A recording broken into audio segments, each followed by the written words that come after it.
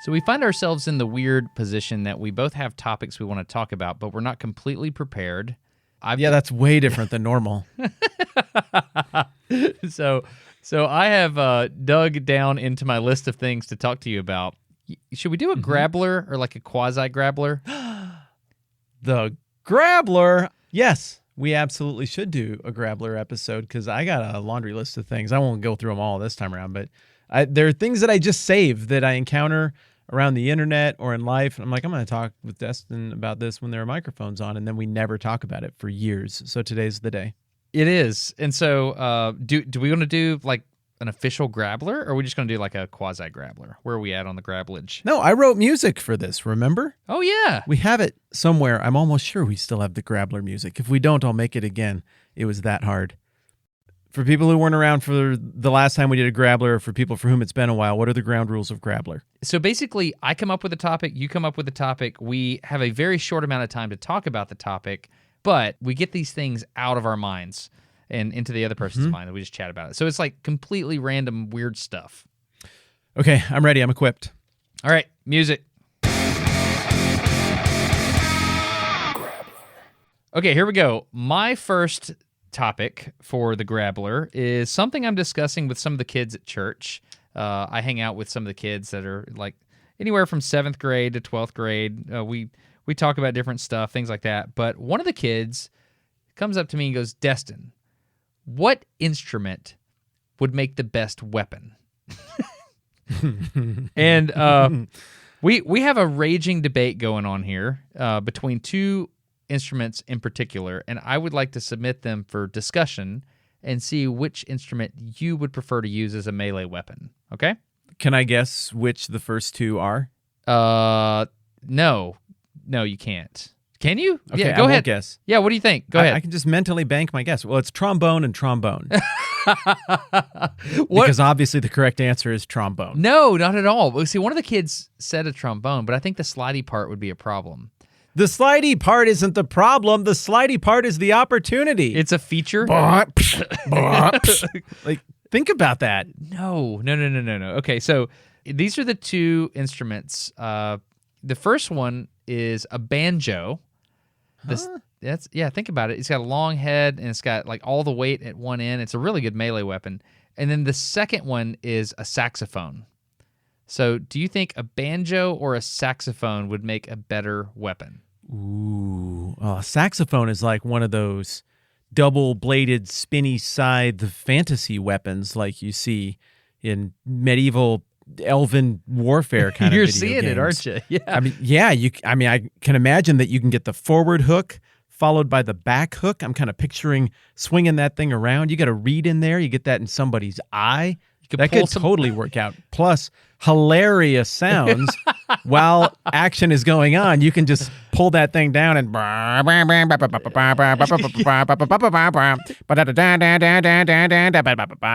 mean, you can play that while other people fight on the battlefield and imagine them in fast motion. So you might have won me over with saxophone. Well, the thing about a saxophone is the open mouth part at the bottom. Like you've got that whole disc of an edge to it, right? And so just imagine that against a skull, man. Imagine saxophone melee weapon against a skull, right?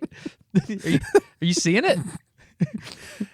I kind of want to do this No. and shoot it and edit it really, really carefully like that church scene in Kingsman. And no music. You don't play music over it. You just have every time there's an impact from one of the musical instruments, it just makes the blunted sound of that musical instrument. So each and every time you just get that I want to see this. All right. So it seems like you're leaning saxophone. Go back and think about. Just think about the banjo, though. Think about the banjo. Okay. Yeah. The problem with the banjo. Thinking about it. I think I would rather get hit by a saxophone than a banjo, unless the edge of the saxophone hit me. But I mean, because the thing about a banjo, man, is there's a lot of weight, and it's way out there. It's more like a battle axe. It's something a southern dwarf would use. Yeah, a Viking berserker. Yeah, exactly. Like in overalls. J.R.R. Tolkien would have, if it was set in the Deep South in the 1800s, I think Goodness, it's not. I think Thorin would have used a banjo.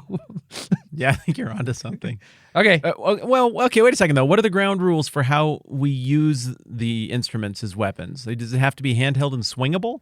I think that kind of limits things. I think so. The thing about a saxophone is it could actually block a sword strike. You know? Somebody comes down over the top. Yes, boom, it could. You could block it. I'm not sure you can do that with a banjo. Oh, you couldn't just block it. If you held the bottom of that saxophone and caught the sword strike in the dip of the saxophone and then twisted the saxophone, you would also disarm your attacker. Dude. Yeah. Yeah, no. Okay, so the other one that I think is a little bit underrated would be a pipe organ, but you'd have to allow for that being pushed off of something on to the person you're trying to attack. Yeah, this is pretty good stuff. So could you please come up with a couple of more instruments that you think would make good weapons? I can imagine implementing a set of bagpipes in a way that would look a lot like nunchucks. No. I think I can see that working really well, and the sounds would be spectacular on impact. You're not wrong. Hey, how do you play a bagpipe? I'm not wrong. I know you squeeze and then you're blowing to keep the bag. The bag is the capacitor. Uh-huh. Did you have a bagpipe at your wedding? Yeah, I had and played a set of bagpipes for a long time. I just need to get a new set. Mine dried out and just quit working. Are you serious? Yeah. The interesting thing about bagpipes is, and I'm sure there's another instrument like this, but it's the only one that I'm familiar with, where the sound coming out does not correspond with you blowing. You blow just to fill that bag, so you can keep the bag full arrhythmically if mentally that works for you, because your elbow is what is actually creating the sound and the volume of the sound. So you got 3 drones and a bagpipe that give it that haunting, echoing through the highlands kind of sound. Those are the things that stick up and are held together by the little tartan stringy things between them. And then you have what's called a chanter that comes out the front of the bagpipe, and that's like a tin whistle. If you've ever goofed around with one of those, bought one at like a Revolutionary War site gift shop or something. It's like a little flute. It's like a tin whistle, but it plays on a split reed like an oboe. Yeah. And it's made of wood. So your fingers go over the chanter, and that's what plays the tune. That's on the chanter. And then the drone just runs the whole time. And so in order to maintain 3 places where air and tone are generated, you don't do that by just huffing and puffing again and again. You get that steady sound by compressing the bag slowly and refilling the bag as you're able to muster the ability to do so. It's a goofy instrument. Okay, so I have a question. So as the bagpipe is under your elbow and you're compressing the sack, like squeezing, I can imagine I'm doing that. Mm-hmm. At some point you run out of stroke with your elbow and you have to like open the bag back up or something? Like how are you doing this? So are you blowing in the bag in order to reinflate and that strokes your elbow back up? Like you have to blow in order to move your elbow? Yes. Okay. Yes, but you're still keeping enough pressure there that air is going out. If you're playing with 3 drones and a chanter, it's going out all 4 of those spots. Wow. Yeah, it's goofy and it's really easy to screw up. Okay. That was the hardest thing. Like you don't just start with 3 drones on there. You have to work up to it. It takes conditioning to get there. Oh, wow. That's cool. Were you pretty good? Mm-hmm. No, absolutely not. Why did you want to do it? It's half of my ancestral heritage. I'm the product of Vikings every spring looking to the west and thinking about all of the riches that lie on the eastern shore of England and Scotland and them sailing there. And while they were there, they met some people and they interacted and they crossed cultures and genetics. And so I like bagpipes because it's part of who I am. The conclusion is saxophone, though, right? Yes. Or nunchuck bagpipes. Or pipe organ pushed off the side of a roof. This episode of No Dumb Questions is sponsored by RAYCON. They make high-quality earbuds that you can use to listen to music or this podcast in your ear holes, and they are fantastic. I love these things. Matt, you love them as well, right? Yes, I do. And you sold me on the work earbuds, the nice, like super high-end ones that they just came out with. Oh. And so I got myself a pair of those, but I've waited to open them until I could do so while we were chatting. You good with getting my impressions here? Yeah, let's do it. The boxes are really nice. Very nice. They've got a magnet in the box. Have you noticed that? That it'll actually latch back shut? Yeah, so it goes Foomp. Yep. Listen to this. You can hear it latch back shut. Listen. Huh. Yeah, it's like a preview of the way the earbuds pop back into the case. Oh, that's cool. All right. I lift the top off. I've got it open. The box is on the right-hand side of the equation. On the left-hand side is a bunch of cool like schematics and stuff about how all of this works and like some instructions and things that I'm not going to read right now because I want to hurry up and get to the earbuds. All right.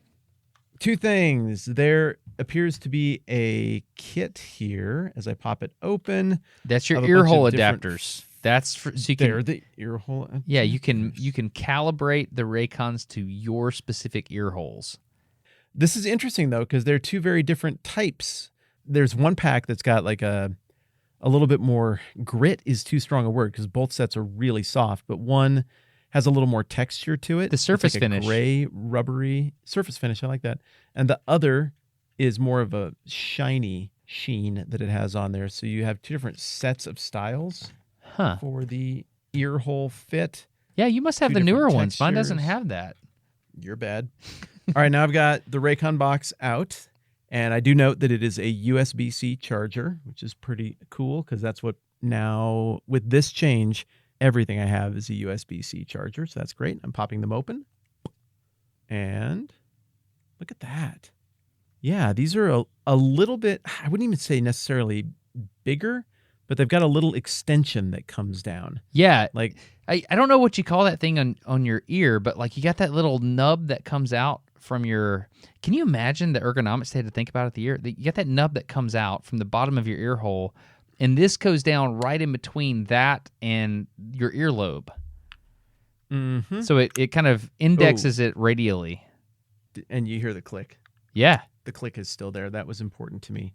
Yeah, if you want to try Raycon earbuds, these things sound just as good as like super premium brands, but they're half the price. And it doesn't rock your world in a negative way if something happens to them.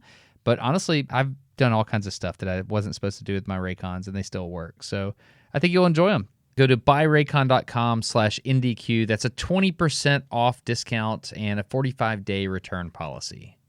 They've got 3 different sound profiles that they're doing on these now, apparently. Pure mode, which is like blues and instrumental stuff that it's tuned just the right way for that. Balanced mode, which is for like rock and heavy metal. And then bass mode for stuff that has the thicker low end.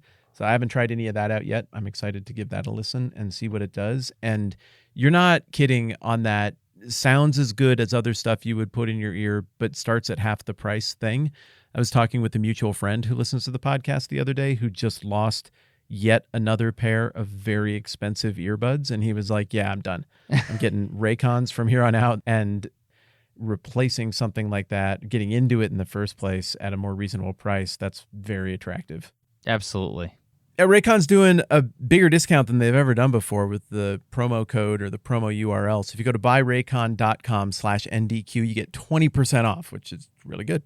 And seriously, Raycon's been with us for a long time now. I love their stuff and I really appreciate them. They're fun to work with. Raycon, thanks for supporting the program, and everybody who listens, thank you for supporting the sponsors because that makes this thing go. I completely agree. Thank you so much. You're going to love them. Okay, you're up. Your topic. Do you have a watch that keeps track of the amount of steps that you take every day? Not every day. So when I started the Forrest Gump 500, thank you for bringing this up because I wanted to tell you something. So I know you're going somewhere with this, but the Forrest Gump 500 miles in 1 year, I did something to my calf muscle on my right leg. I don't know what it is. I went to the doctor. I'm like, right there. I don't know what it is right there, but it hurts when I run. It doesn't hurt when I walk. What's happening? And he's like, I don't know. Go to physical therapy. So I can't run right now, but I got like 100 miles left on the Forrest Gump 500. So that's something I'm concerned about. I got 2 months to do it. But I did want to say I did get an Apple Watch specifically to complete the Forrest Gump 500 on Bob Clagett's suggestion. So that's where I'm at with watches that count steps. Why? What do you have? I'm going to come back to that, but I want to hear more about your leg. You went to physical therapy and they weren't able to figure it out? No, I got the prescription for physical therapy and I was like, this is stupid because it's just hurting and it'll stop hurting. And it's been 2 months, and it hasn't stopped hurting. So I do need to go to physical therapy. I'm just doing the, man thing, trying not to go to the doctor. So whatever. I know the one you're talking about. Yeah, That sounds like exactly the kind of injury that Pat Morita could fix by slapping his hands together and rubbing them real fast and then just touching it. Yes. It's that kind of injury. That's I what don't it know feels if they like. have that or if you can okay, Google, local smack your hands together and rub them real fast and then put it on my injury healer salon near me. The Hypervolt, Hyper Ice, whatever it was called thing you sent me for my birthday, I tried that, and that made it worse. So, wow. yeah. Man, have you tried that thing at all in ways that worked well, like on your back or your hips or anything? Oh, yeah, hips, man. That thing, the little pulsing thing for the hips, that's awesome. It's really good. Is it ever? Yeah, it is. And it's like it has to be on a part of your body that's all muscled up and that can handle the beating. Yeah, if you hit a shin or like a hip bone or something, it hurts bad. Yeah, or like an orbital around your eye or like a tooth. It's terrible on that. You don't want to do that for sure. But the first time you did that, maybe you had the kids do that on your hips and your low back. Did you not feel like you could fly or jump 10 feet in the air when you stood up? No, because I tried it on the calf first, and that made it worse. So I did not. I was like, this is my fault. This is my fault. Thank you, Matt, for this. It will heal me. And then I put it on there. I was like, I'm hurting. You are no Pat Morita. No, I'm not. Well, I got one of those smartwatches on sabbatical a few years ago. Yeah. I had a couple before, but I never liked them. Just didn't like the way they wore. I thought they looked dumb. But I got one that looks good. It looks sophisticated and nice, so I can wear it to things that are a little bit dressy uppier and always have it on. It also works for when I'm playing tennis. And man, I really enjoy keeping track of the steps. It's super fun to see what amount of steps equals a mile. And do you have a goal that you have on your watch when you are wearing it? I do not. For like a daily step count? No, I don't do the fill in the rings thing. I probably should. That'd probably keep me healthier, but I don't do that. I like it. And it does motivate me to go out for 11:25 at night walks around the neighborhood. Really? It's weird and creepy for the neighbors, but yeah, I will go and get it in.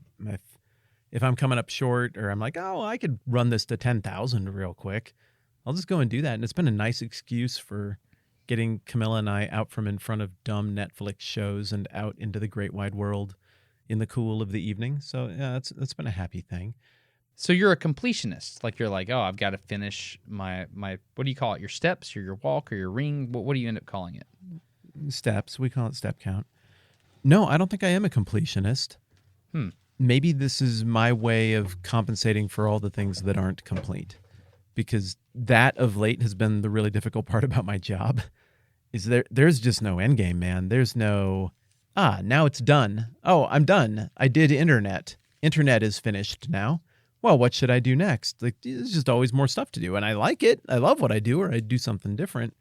But I like how closed-ended the daily step count is. Here is a thing I would like to achieve. I do this every 24 hours, and then it's done, and it resets, and I should do it again. And it's good for me. I like it. I do like that. Yeah.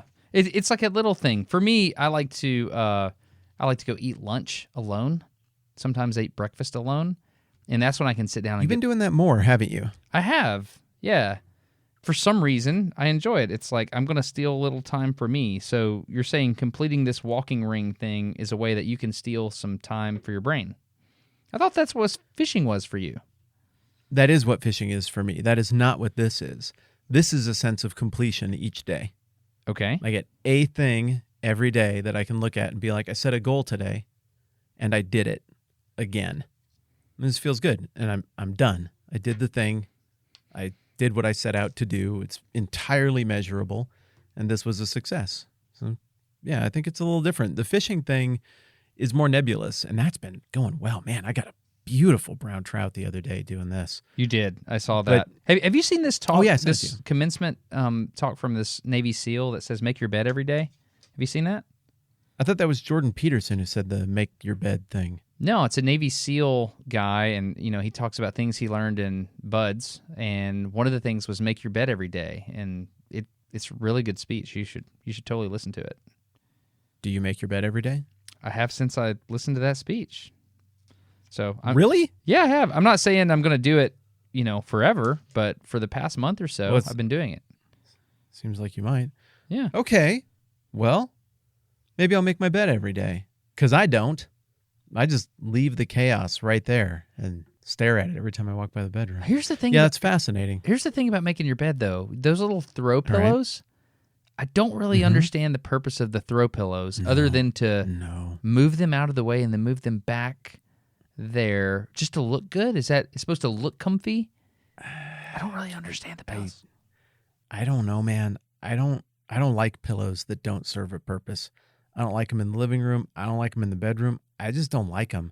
And they're everywhere. I put a bench in our bedroom. I was like, that'd be a place where we could sit. And then when we're in the bedroom, just like doing laundry or working on stuff, we could sit there and we could chat and it would be away from the children. But the pillows live there. So I can't sit on that bench because it's where the pillows go. I don't think I can follow you into this I don't believe in pillows business because, man, this has happened to me twice now that I think about it. So I was in a store one time, and I saw it from across the room. I was like, man, is that what I think it is? It is. And so I walked over there, and I was like, holy cow, it's an olive pillow. It's a green, not corduroy, but like a velvety kind of material, like a deep green, and it's got a little circle on one end that's red. So it's clearly an olive. Oh, I see. And I looked at this and I was like, I've got to have this. And I was like, I've never felt the need to buy a pillow like this, but I have to have this olive pillow. And this was in college when I didn't have a lot of money. So I bought the olive pillow. No, maybe it was here. I don't remember. I just remember it being a deal to buy it. And so I bought this thing and we kept it on the couch. And slowly over time, it became the olive pillow that people would come over and they would just grab it and throw it at you. And you had to catch it. And like it kind of felt about the size of a football. It was amazing. It was so cool that my wife made olive pillows for several of our friends one Christmas so they could have their own olive pillow. Yeah, it's quite the deal. So okay, I understand why you're not willing to critique pillows with me. I can respect that. That sounds like a super special pillow. I'm so sorry, dude. I just gave you this impassioned speech about olive pillows when you introed this topic by talking about your watch. I don't know what we're doing right now. It moved me. It affected me. I can track with the entire flow of reasoning there. I got no problem with that. Okay. But look, here's the thing. There are some scientists. You've heard of these? I've heard of scientists, yes. Yeah, they're doing these studies, right, at a place where they do research. And they're saying that 7,000 steps a day either correlates or maybe even causes a 50 to 70% lower risk of dying from all causes. It's like an 11-year study. Wait, what? And so, yeah, that's what they're saying. I literally read that headline. How much of a percentage? What I'm saying implicitly there is, no, I didn't read the study, but I saw that headline. I read the whole thing, all of it. Okay, this is what it's saying. The whole article or the whole headline? I read the whole headline all by myself. Oh, great. Okay, yeah. All right. This person aims for 10,000 Okay, steps. so you're being sarcastic. Folks who took about 7,000 steps a day at a 50 to 70% lower risk of dying from all causes after 11 years of follow-up when compared with people who took fewer steps each day. These, what are we on here? What kind of periodical is this? UPI. I thought that was urinary tract infection. United Press International. United Press. UPI. Is that like the AP? I don't know. Who did the research? What university did the research? That's what we really want to know here. Yeah, company's based in Washington, D.C. I don't know anything about this. But here's what you need to know. The study was led by someone named Amanda Pollock, an assistant professor at the University of Massachusetts Department of Kinesiology, and it was published Friday in the Journal of JAMA Network, something. I believe you. So she's just saying step counting devices can be useful for monitoring and promoting activity. So the idea that you have this goal can help you do it. And somehow there is this gigantic improvement in well-being that happens at 7,000 steps a day. Follow the money, dude. Who funded that research? Yep, Muammar Gaddafi.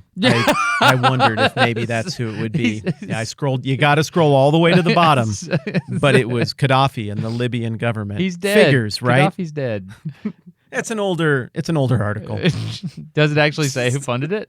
No, it doesn't say. Oh man, I was excited. It doesn't say. I thought you were going to say like funded by Fitbit or something like that. Well, Yeah, that's how those things often work. But no, I'm not able to track that down yet. I think 7,000 steps is pretty good. That's over a mile, right? Oh, yeah, way over a mile. Okay. Yeah, that's 2 and change, right? Yeah, I think so. 5,280 feet is a mile. 1,760 yards. So, yeah, somewhere in between there. Yeah. If you Google how many steps in a mile, Google says 2,000 steps. Oh, wow. So 3 miles. Okay. An average person has a stride length of approximately 2.1 to 2.5 feet. That means it takes over 2,000 steps to walk 1 mile, and 10,000 steps would be almost 5. Okay. That's about what it comes out for me. Yeah, that's awesome. I figure 2,000 and change is a mile. So, yeah. What's your biggest step count ever on a day that you can remember? I don't know. I don't even look at it. Really? No, I don't. Man, I would think that'd be the kind of thing that you would do. I'm pretty dumb at using the Apple Watch, so I literally use it only to run. I use the Nike Run Club app, and I know it can do all this other stuff, but I just don't do it. So I'm currently wearing a Citizen watch, an Eco Drive. It's a stopwatch, but it's a mechanical type stopwatch, so it has an actual hand. Yeah, I just really enjoy analog watches a lot. And this, yeah, I do too. This particular one is quartz, but the Eco Drive is powered by the sun, so it's really cool. My original Eco Drive stopped running, and I found one that was blue, and I like blue, so I got this one. Do you know what kind of watch Buzz Aldrin wears? I know he used to wear an Omega Speedmaster. I don't know what he wears now. Okay. It just seemed like the kind of thing that would be a natural question to ask a man. It is, especially Chuck Yeager. Chuck Yeager. No, that's who it was. That's right. It was Chuck Yeager. Yeah. Oh. Yeah, I think almost 40,000 steps was my high step count day. I don't think I've broken 40, but we had a massive day walking around Rome, and it was almost 40,000 steps. So anything over 30,000 steps, we call a Rome day. That's awesome. Hey, this episode of No Dumb Questions is brought to you by HelloFresh. If you've been listening for a while, you know the deal with HelloFresh. They make pre-measured ingredients, the meal kit delivery service. It's all measured the right way. It's delicious. It's awesome. It shows up at your door. You don't have to go to the grocery store. You learn how to cook things. There's a super easy set of instructions. I guess adults call that a recipe card. It's fun. It's affordable. It's good. And there's a reason that we like it. Well, there's a ton of reasons to like it. First of all, each individual meal is amazing. And when you select these things, some of the stuff you're like, really? Would I really make brown sugar, bourbon, apple pork chops? Because I've never done that. And then you get all the stuff in the recipe card and you do it yourself. And you're like, man, that's the best thing I've made since creamy chive chicken. Or that... You Googled names. Come on. No, these are the HelloFresh things. I went to the HelloFresh.com/IndyQ14, which is our promo code. Man, this is the best thing I've made since Hosen sweet potato mushroom bowls.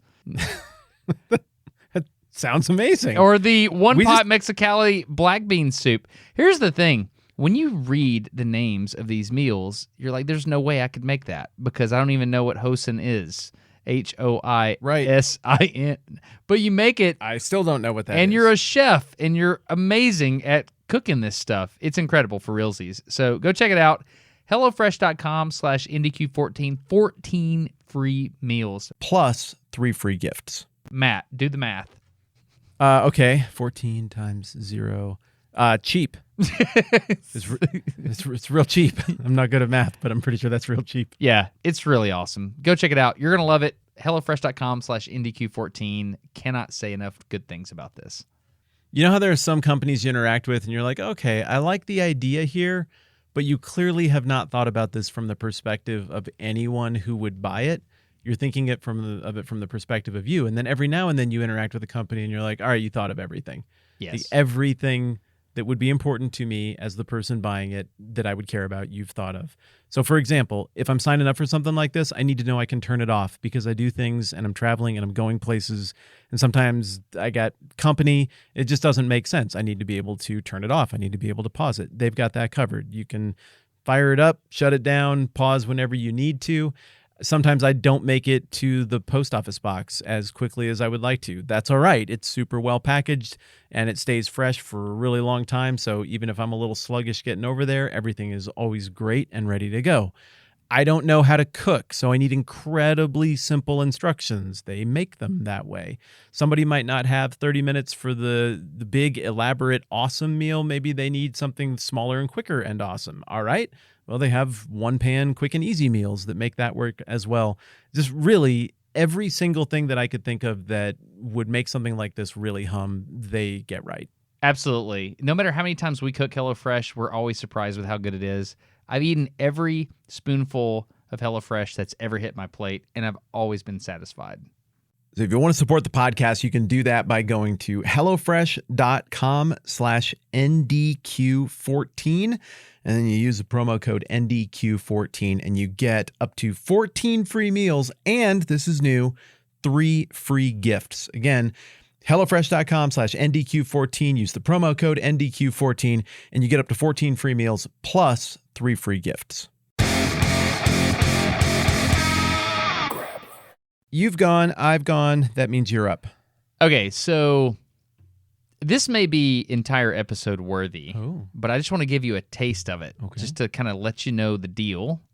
And maybe we can update later, maybe have Lee on, and I can explain some of the stuff that's happened from his perspective.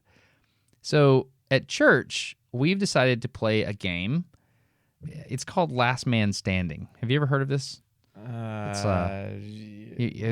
that name as a game. Have you ever heard of that name?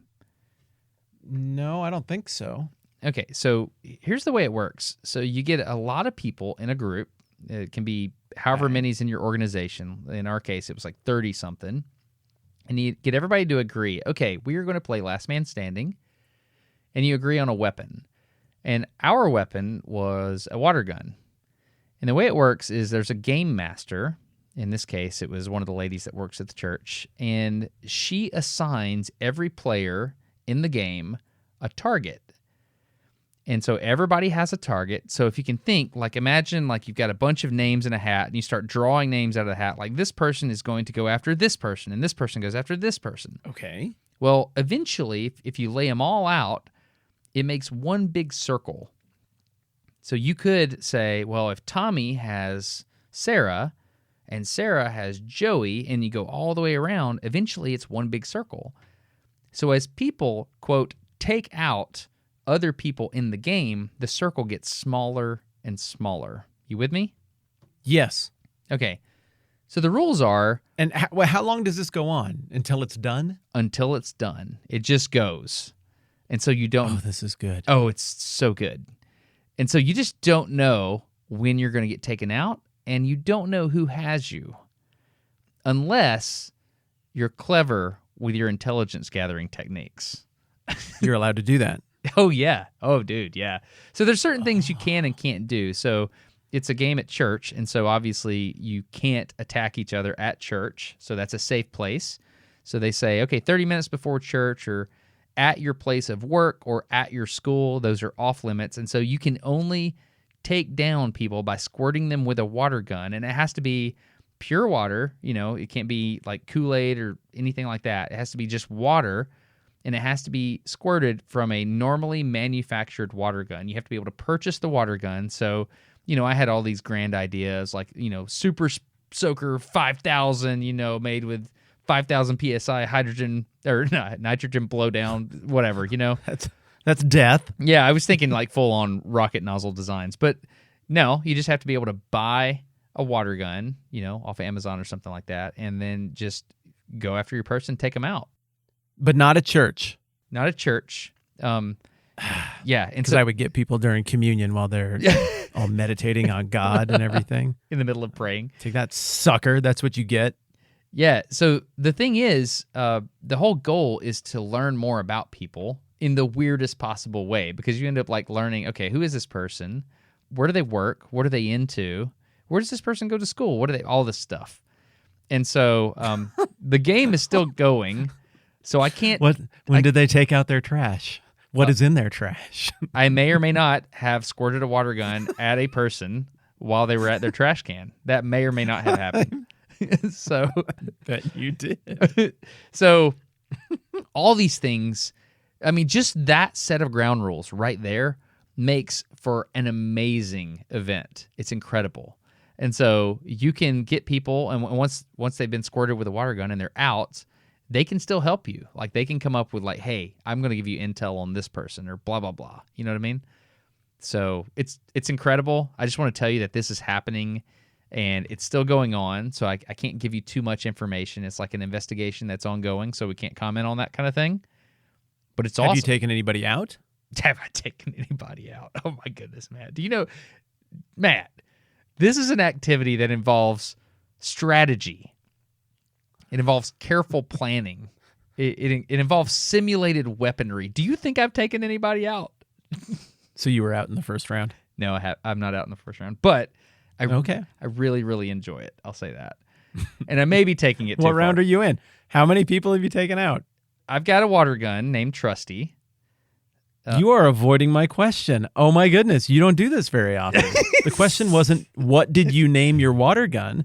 The question was, how many people, this is a number, the correct answer to this will be a number. Yeah. How many people have you taken out? 4. That's really good. Congratulations. I am impressed. Yeah, let me think of the ones. Let me make sure it's 4. I know I've participated in more than that. Let's see. So, okay. First person I took out. 1, 2. I think it's 4. It's 3 or 4. I think it's 4. They all blur together. All right. But, but the thing, the first one made a real impression on you, but after that, you just became kind of hardened. Yeah, pretty much. But the thing I do is afterwards, I take out, just for the ceremony of it, I take out a Sharpie and I draw a skull and crossbones on the side of my water gun. Do you do that in plain view of the person who you just took out? No, I don't. You oughta. I don't. I'd really like for that to happen next time. But it's kind of weird, dude, because I kind of have like things now. I'm like, okay, well, I got to take him out with this water gun because this is the water gun that I take people out with. And so it's kind of funny. It's kind of funny. I've got Trusty. So that's my big blaster, and then I've got Cricket. Cricket is the one that. Oh, I like that. A noisy cricket. I'm gonna send you a photo right now. This was a while back. Okay, you should see that photo. Just describe what you see in the photo that just got sent to you. Okay, yeah, just a second. Okay, what I see here is some sort of cheap, generic Walmart overwrought water gun. I see 4 skull and crossbones on it. I also see the word Trusty written on it. On the front end, it looks like it's maybe been run through a tiny bit of turd. There's some sort of brown material on the front end. And then there's something that I think can only best be described as like the clown wig. Yeah, it's a wig. And so I may have only taken out 3, but I helped orchestrate a couple more from other people and helped like facilitate. So long story short, it's a wig because kind of the whole deal is you got to sneak up on people, right? And so you thought that would help? It's red. It's outlandish. It looks like Sideshow Bob from The Simpsons. Yeah. I don't think that's going to help you blend in. Well, it totally does. It totally does. Yeah, absolutely it does. Okay. And the reason it helps you blend in is because, you know what? I'm looking at I actually videoed me putting the skull and crossbones on the last one. I've taken out 3, but I have facilitated 2 more, so I have a total of 5 skull and crossbones on Trusty at the moment. Anyway, it's fantastic. Like the whole thing is just ridiculous. I sent you another. You got it? You got the other picture I just sent? Your skull and crossbones. I know, it's funny. All the skulls, they're just hearts with 2 dots for eyes and then like a little confused mouth. It's the sweetest, most innocent skull and crossbones. It's like ever. something that'd be in That's Mario not how or that something. Looks. Yeah, it's really, really nice. I'll say, You sent me another one? Yeah, All right, what am I check it looking out at here? Oh, somebody's playing tennis. I like tennis. yes. Oh. Yeah, you get it. Yeah. Yes. So either this young gentleman saw you and spontaneously moistened his trousers, or you got him with that water gun. Yeah. So I came up on him he was playing tennis, and there's all different ways to do it, right? So you figure out where they are, what they're doing, and then you sneak up. Disoriented and upset. I snuck up on this guy. He was playing tennis, and I was like, "Hey, what's going?" And just was wearing the wig, and they're like, his opponent that was playing was like, well, "Who is this old lady walking into the tennis court? This is weird." And then I just ran up and just blasted him. And then he turns around and he's like, what? You had me? I was like, yeah. He's like, all right. I was surprised. So it's fun. It's really fun. And I end up learning the names of the people and all this stuff. It's a blast. Anyway, I'll have to tell you more about it later. I can't reveal some of the strategy behind what's going on at the moment because it's so incredibly complicated. And I thought you would enjoy this. You're right, I do, and it gives me all sorts of ideas. We should start one of these, but just between you and me. So, no. I guess I got you, and you got me. Good luck.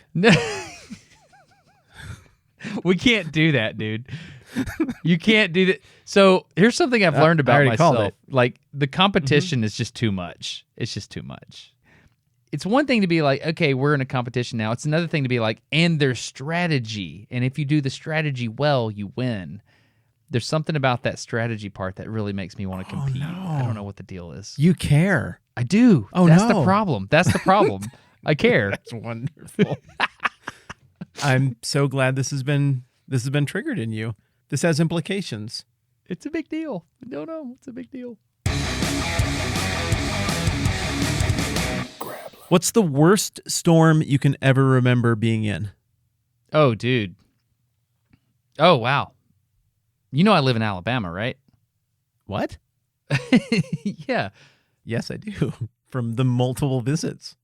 I mean, I was even having this discussion last night with a guy. He said, hey, I moved here from D.C., and his name's David. He's not going to care if I tell you his name. So David was like, yeah, I just moved here from D.C., so before I moved to Alabama, I literally mapped out all the tornado paths from the last X number of years and determined which side of what mountain I wanted to live on based on where the ground was, scarred from the tornadoes. So it's a thing here.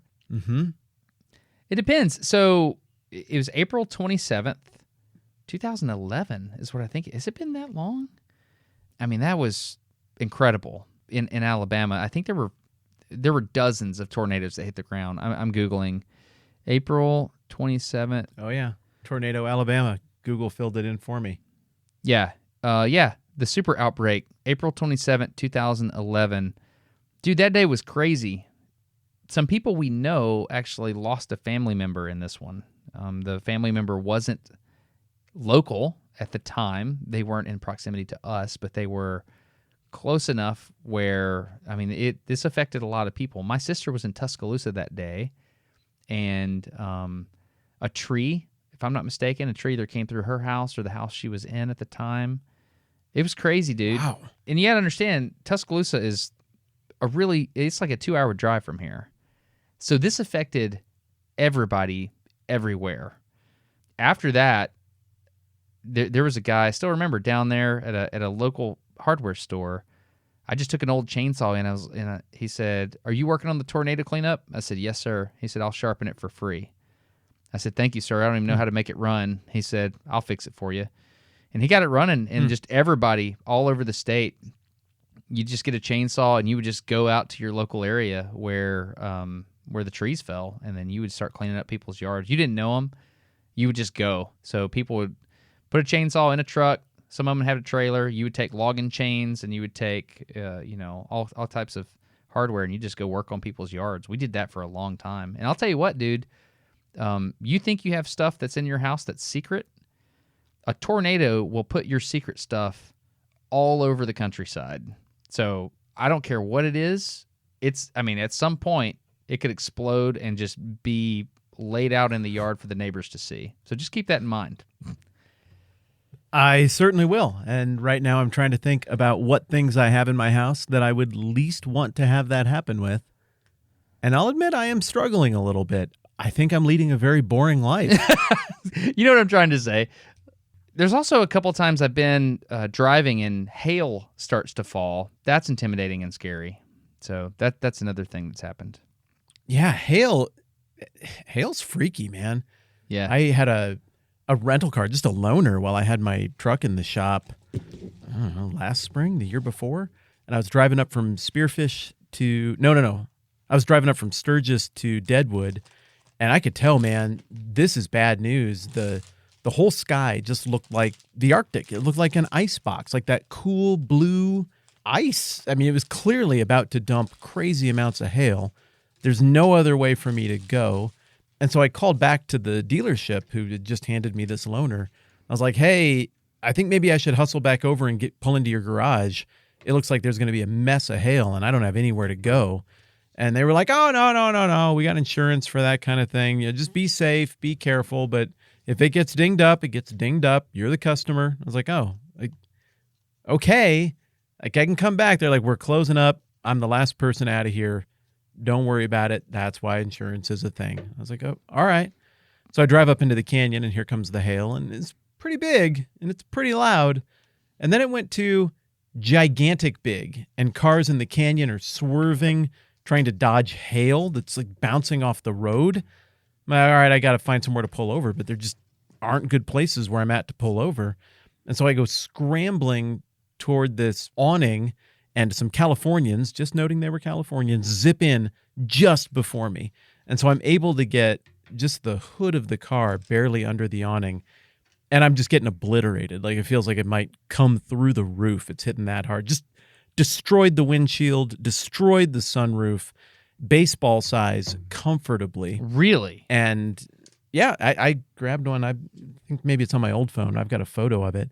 It's really interesting because it's like 64 little balls of hail all perfectly clumped together into one big baseball size chunk of hail. I could see the individual components of the hail. Oh, it's very interesting. So it's not like a jawbreaker. I've always thought baseball size hail would be like the the 50-layer jawbreakers that are really big, and so you got the inner part, and then so they clump together is how it works. That's the only time I've ever seen hail like that, and they were clumped together. So I don't know. Maybe that's how it works. I've heard people theorize that the hail starts, the really big hail is when it freezes, it starts to fall, but then the wind and the updraft is such that it kicks it back up and gives it the chance to collide with other hail, and that somehow is how it duplicates itself or grows into bigger, nastier hail. I don't know. Were you scared? All I know is there was a lot of hail that summer. Yeah, I was scared. Like legitimately scared, and I couldn't find any trees or anything that would provide ample cover. And once I stopped, I felt a little bit better. I was like, well, if I have to, maybe I could just sprint under this awning if I thought it was going to go through the vehicle or something, because it destroyed the windshield. And the windshield, is designed not to just shatter, so it didn't shatter. It just spiderwebbed like crazy, but the thing was shot. And so I limped back in the next day and was like, okay, I know you sent me out with a brand new Ford Edge that I didn't ask for, but okay, it did get hailed on, and I called and I talked to your service manager, and I'm really sorry. There was nowhere to go. I got as much cover as I could. Here is your vehicle. And the whole shop was like, well, and the same guy I talked to, he's like, hey, like I said, that's why we have insurance. About 2 weeks later, I get a phone call, and they repaired my truck and everything. And it's the underling, it's the rookie guy, and he goes, "Hey, I just wanted to call and see how the truck's doing. How's that truck doing?" I'm like, it's fine. I mean, it's great. Good job, I guess. Never had a call like that before. He's like, "Cool, yeah, great. So you're waiting on it. I'm like, uh-huh. Yep. Hey, you had that loaner car, and, well, it turns out that our insurance does not cover that, and I guess I was just wondering if, maybe I should say, we just wondered if you would want to cover the repairs to that." And I was like,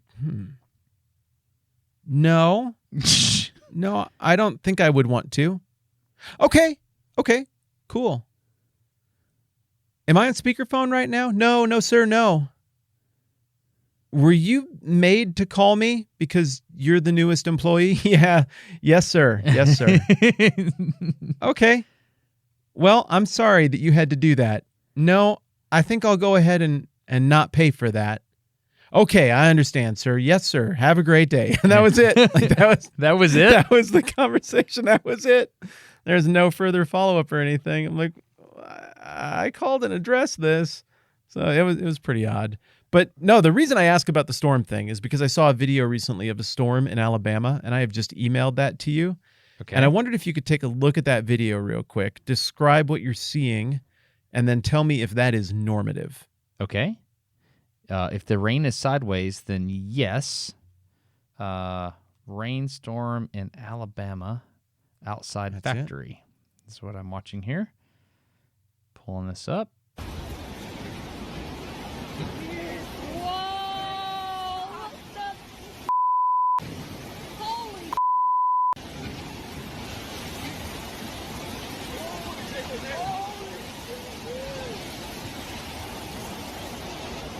Yeah. Yeah, that's normal. I can tell you two things. Number one, that's normal. Number two, that person's not from Alabama. So, The person who filmed the video and thought this was remarkable, you're saying, is not from Alabama. well, the person that was like screaming explicatives and all that stuff. Is that how you say that word? Explicatives? Explicatives. It worked for me. The person screaming bad words was not from Alabama. Yeah, that's what Forrest Gump calls a sideways rain. Dude, it's ridiculous. Yeah, it is. I mean, this door is what, 30 feet high, a great big, like, rocket factory kind of door. And it looks like there's a giant dark spirit out there from a superhero movie or some kind of fantasy film. Yeah, like a Balrog or something. Yeah. Yeah, it looks like there's a black Balrog out there encircling the factory, trying to drain the souls and life force from all of the employees inside. It is insane to me. And you're telling me that's normal? In Alabama, we call that Thursday. No, you'll see one or two of those a year.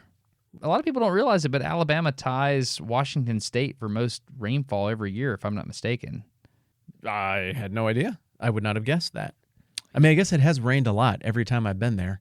I think of it as a rainy place, experientially. We have a lot of really nice weather here, and so I think of London as a place with bad weather. I think of Alabama as a place with extreme weather. It's like, it is so hot, or it is so very rainy. That's Yeah, okay. That's kind of what we do. That's in keeping with my experience. Yeah.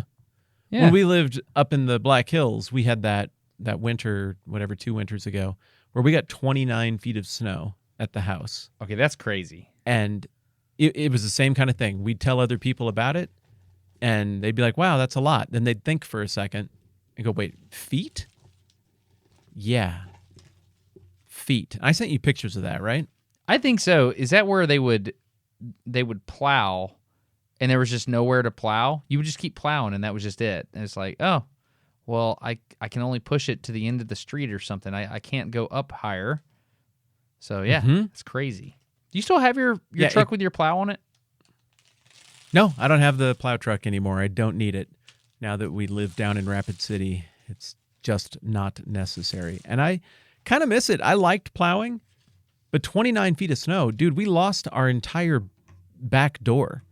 The whole thing was covered. Literally, top to bottom, it was just a wall of snow for a few months. It destroyed the roof on that house. That winter was incredible. And every day, you'd come home and be like, oh, it's starting to flurry a little bit. That'll be a foot. And it was a foot. Just constantly. It was nuts. So I get that you get desensitized, is my point, to your local weather, but I can't imagine getting desensitized to the intensity of the storm that I just saw in that video. I don't know. That's mind-boggling. I don't know that you get desensitized to it. You said it's Thursday. I know. I'm there's some sarcasm there, but there's Okay. There's a little bit of, you kind of embrace it. So I have an aunt that when a tornado will be heading towards the area, as a joke, she will call people, and you answer the phone, and she'll say the following: "Pack your panties, a nader's coming." That's exactly how she said it. A nader? Nader, Nader. And it's a joke. like it's a joke. Oh yeah, Nader's coming. Okay, but seriously, what's the current track? Are we at warning or watch? Where are we at? And so it's a joke. It's a comical way to be like, okay, be weather aware, and it's just a thing. And so it's seasonal here. So right now in November, everyone knows that we're about to get a lot of rain, and it's going to be wet for a while. And everybody knows that, sometimes in the spring, sometimes in the fall, we're going to get some tornadoes. It's just a thing. This is more questions than I anticipated asking you about weather, because normally weather is like the metaphor for a boring topic. But this has been interesting. But still, last question. Have you ever been scared by any of this? Scared of tornadoes and stuff? Yeah, like a tornado or the house rattling or a rainstorm that would make a guy want to fall on the ground and tell God that he'll become a monk, like the super crazy stuff. Has any of it ever freaked you out? Not to that level, but have you ever heard this song by Marty Robbins called The Master's Call? I don't think so. I've got the song memorized. It's fantastic. It's a song about a man who goes out into life and he ends up on the wrong path, and then he has this violent encounter with the Lord via weather, and it changes his path. And so it is a Martin Luther kind of thing. What do you mean, Martin Luther? Did this happen to Martin Luther? Well, yeah, Martin Luther, he was studying to be a lawyer. He was from a lawyer's family. He kind of got disowned by his parents because he rejected lawyerism because he got caught in a storm that I can only now assume must have looked like the storm in Alabama that we just watched the video on. And he fell face down to the ground with all this lightning crashing around him and made a deal with God that if God would spare his life, he would become a monk. Like, I don't know about the quality of such an oath theologically or if that's like the true Christian thought, but that's the story about how he became a monk. This is real? Like this is known? Yeah. Yeah, that's the story. That's how Luther became a monk. This is Protestant Luther. Yeah, Martin Luther, like Protestant Reformation, theses nailed to the wall of the the door of the Wittenberg Church, that guy. I feel stupid for not knowing this. That's a really big deal. I didn't know that happened. That's amazing. No one should ever feel stupid for not knowing anything. It's okay to not know things. Thanks. Huh. That's awesome. Did not know that. I have a friend who made a similar pact with God about going to the state of West Virginia, but that's another story. Okay. That's interesting, man. I did not know that. Huh. Well, no, I've never been scared to that level. I do, however, recommend listening to The Master's Call by Marty Robbins. I'll see what I can do.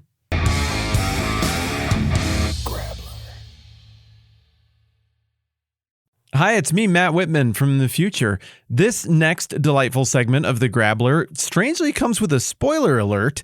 So if you happen to be watching season 7 of Alone, I guess you might want to come back to this one later. Who saw that coming?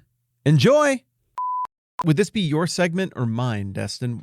Did we do 2 each? We did 2 each, yeah. So this would be a bonus weird one we'd throw in there somewhere. Well, let's just call it what it is then. So, this is our bonus weird segment. This one isn't yours. This one isn't mine. This one's bonus. It's in the ether. Right. Absolutely. So we've called Brad from Muskox. I forget how many episodes ago it was. We were talking to him because he's creating this thing, and Brad's a friend of ours, and we want to learn about what it's like to make a thing. Matt, what did you think about the comments we got on that segment, by the way, or that whole episode? I thought they were overwhelmingly fun because I think most people got what we were going for, which is making stuff is hard, but it's also what makes the world go round and moves the ball forward for everybody. And so you and I think, are both wired this way. If somebody's making something and they're taking a swing at something, that piques our interest. The mechanics of that and the kind of brain that takes and risk that takes is exciting. And so I think most people got that. I was pretty entertained that there were a few people who did not get that and were like, what? Somebody's making a thing. People shouldn't do that. That made me giggle a little bit. Yeah, I know. It was, we were accused of shilling for this company that's paying us no money, which is Muskox. We were accused of a bunch of different stuff. You know, it is possible for people to think it's interesting to make things. I thought that was, I thought it was clear, but maybe it wasn't. Whatever. But so clear. Do you remember, though, in the edit, like we actually did edit out like 2 or 3 times that we also even bonus extra reiterated because we went and listened to it. We were like, like every other sentence, we're just reiterating, we didn't get any money. We didn't get any money. And so I think we ended up only saying that like 4 or 5 times, but apparently we should have left all of those in. No, I don't think so. I think if a person gets it, they get it. And if they don't, maybe it's not for them. That's okay. But Brad's here. And you know what? God bless him either way. Yes, that's true. Brad is here, and I want an update on muskox, Brad, because where we left it, you were making product and trying to figure out how to do that, and now you have to build this brand. Where are you at? Well, you know, it's been a really interesting few months since we last talked, because one, I think, you know, there's so much going on with, you know, supply chain is problematic, and, you know, supply, you know, costs are going up and delays into ports, all that stuff we know about, and it's true. But I think more interestingly is we sort of had a come to Jesus meeting where we all got together and talked about what we wanted the brand to be, and it was 2 days long, and we spent the first 95% of the meeting being very convinced that we were going to become an outdoor men's apparel brand focused on skiing and Olympic sports, and that are more summer focused. Yes. And then in the last 5% of those 2 days, we came to this realization that we should really lean into being a flannel brand. And so Muskox is a flannel forward company. And what that means, though, for right now, if you go to the website, it means very little, because it takes so long to make the decisions and to order new gear, design it, and, you know, have it arrive and then change the website. So it's a very unsatisfying update on one hand. On the other hand, it's very satisfying to at least have chosen a lane and know the direction that we're going. So that's where we are. Oh, that makes sense. So you picked a very specific lane, which is like flannel shirts. That's what we're talking about, right? Like what a lumberjack would wear? You got it. In fact, we did a podcast recently with a professional lumberjack, and have a sponsorship now. And I'm not joking. Darby Hand, he won the Steel series. So, you know, Steel, like the guys that make chainsaws, they have the lumberjack series. And they have a rookie lumberjack series, and he's competing. He won the U.S., and now he's competing in Sweden as part of the global piece. So yeah, lumberjacks. Paul Bunyan. I think you should invent some kind of metric where you can evaluate the ability of a flannel shirt to shed wood chips while operating a chainsaw, because I have flannels that shed wood chips really well. And I have other flannels that grip the wood chips, and then I come in looking like a wood chip monster when I'm done running a saw. I'd be very interested to know what the shedding of wood chip quotient is of your flannels, but also whether they shed wood chips well or not. They're really nice flannels. I got one of these from you guys the other day, and it's like my overshirt. It's pretty much what I wear all the time right now, over the top of T-shirts or whatever. So it's almost like outerwear as much as just a single shirt. Was that on purpose? It was, right? I mean, they're heavy weight, so they're probably I don't know, somewhere between 1.5 and 2 times as thick as like the average flannel.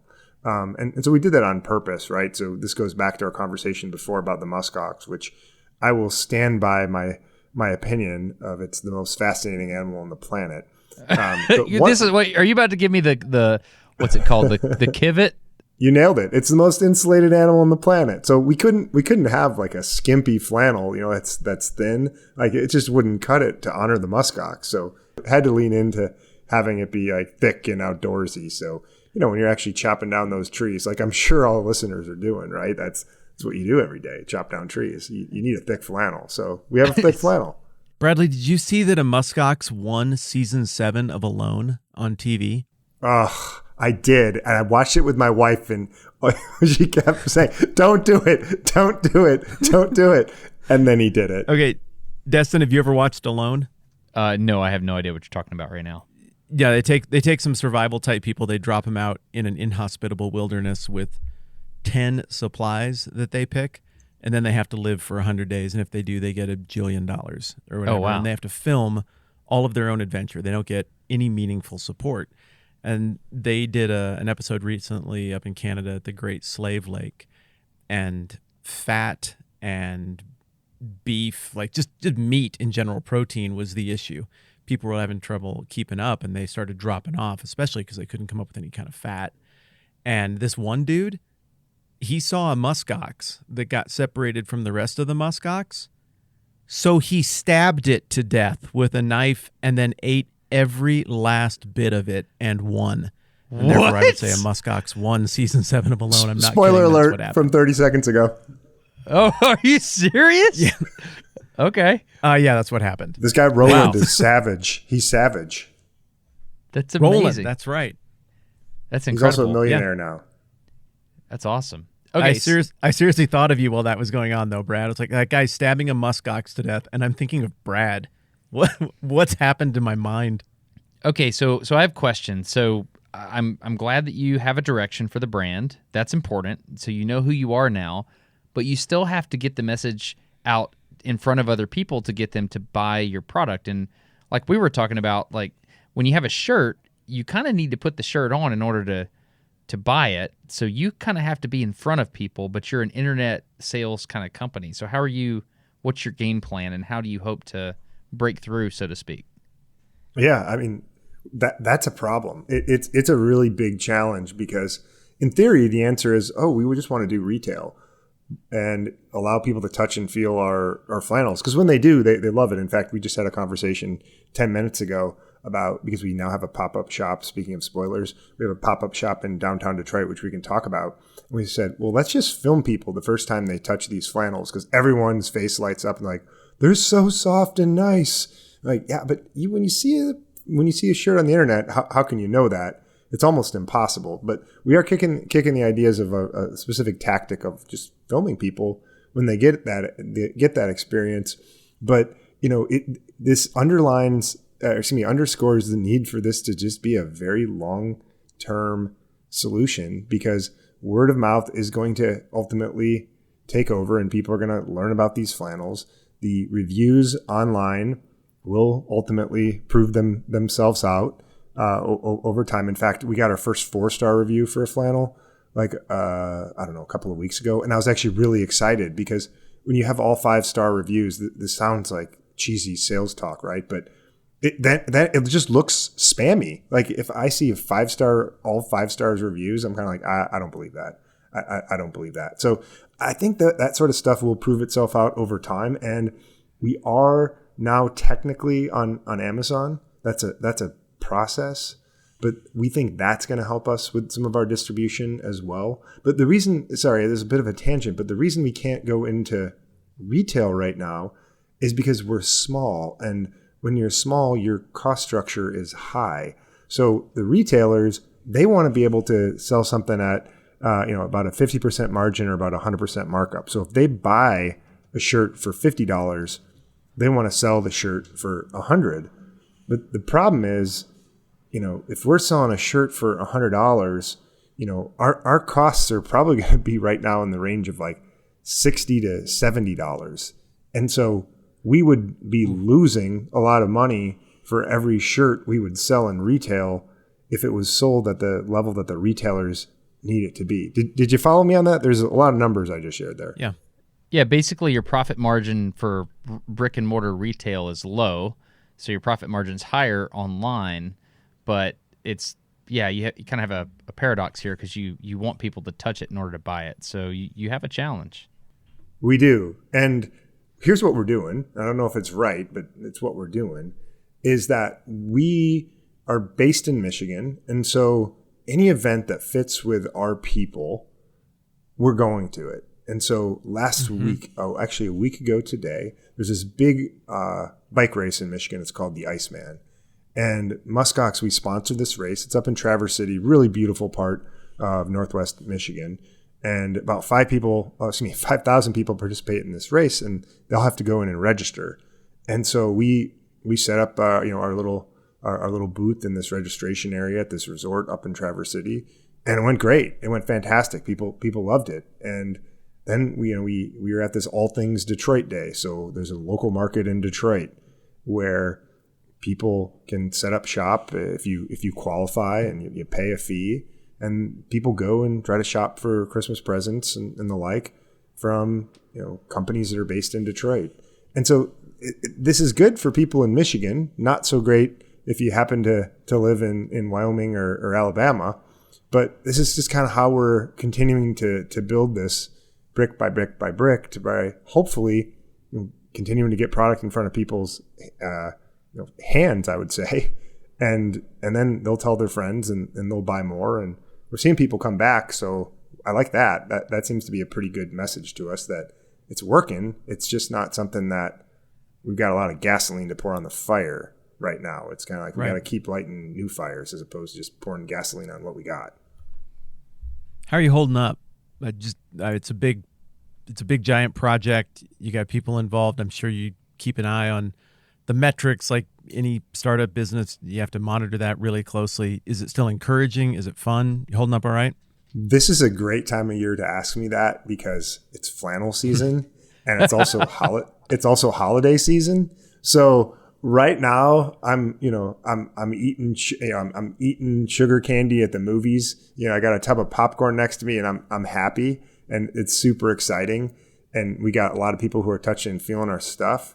But, February, March, that's where the rubber's really going to hit the road. And we're going to be really tested in terms of our resolve to our strategy. But for now, at this moment, I feel great. Our conversion rate online is up. Our sales are high. We're continuing to find these pockets of people who like us. And, it's good right now. But at the same time, we're still a very small company and we're still losing money. So, it's good and it's trending in the right way, but we're not there by any stretch of the imagination. Cool if we check back in with you down the road and hear how things are going after the holiday season. I would love to do so. Thanks for asking. Yeah, that's interesting. So you've got direction, you have a strategy, you're going for it. I look forward to seeing what happens in the future. So do I, Destin. So do I. What do you think, Matt? I think that's great. I think what's so cool about this is you've got vision and you're going for it, and it takes a long time, and you're making it happen. I think that's really cool. Yeah, and you haven't been afraid to mess with stuff. I think that's really tough. You get married to an idea, you get to thinking inside a box of your own making, and then it's over before it starts, and here you are reinventing yourself or partially reinventing yourselves, and it seems to be paying off, and that's exciting, man. Well, thank you. Yeah, one thing that's really interesting is it does seem to be paying off, but what's funny is that the changes to our strategy that we've decided upon and like behind the curtain have executed on, they actually haven't really hit our website yet. So we're seeing this increased success, which I'm really excited about, and it's good, but that's sort of the result of our pre-existing strategy. So it's going to be really fascinating for us over the course of the next 3 and 6 months to see how the new strategy actually pans out, given the fact that the old strategy is continuing to kind of do a little bit better and a little bit better and a little bit better over time. So it's a really fun time, and it is exciting to see. And I so appreciate, y'all's encouragement, not just on this show, but separately, notes of encouragement and so forth. So I want to thank you both for that. Oh, absolutely. Right on, man. Yeah. I want you to win. Check out Muskox. They're a flannel company now. That's awesome. That's how this works. And it's gomuskox.com. Is that where people find your stuff? You got it. Yeah, gomuskox.com. Sweet. And would love to hear what everyone has to say about it, and you check it out. Good, bad, or indifferent. And a reminder, this is not an ad. Dude, good grabbling. Thank you for coming up with interesting, entertaining things, and thank you for indulging mine. Dude, it was fantastic. I love grabblers, man. They're fun. I do too. It feels like the rhythm of an actual normal conversation that we have when we're both a tiny bit distracted by other things, but then like 5 interesting things happened today, and we should just talk about all of them right now. Except it has an unpleasant, awkward name, which is Grappler. What? Yeah, well, I think it makes it better. All right, thanks, man. We'll catch you soon. Yeah, I enjoyed it. Have a good one, buddy.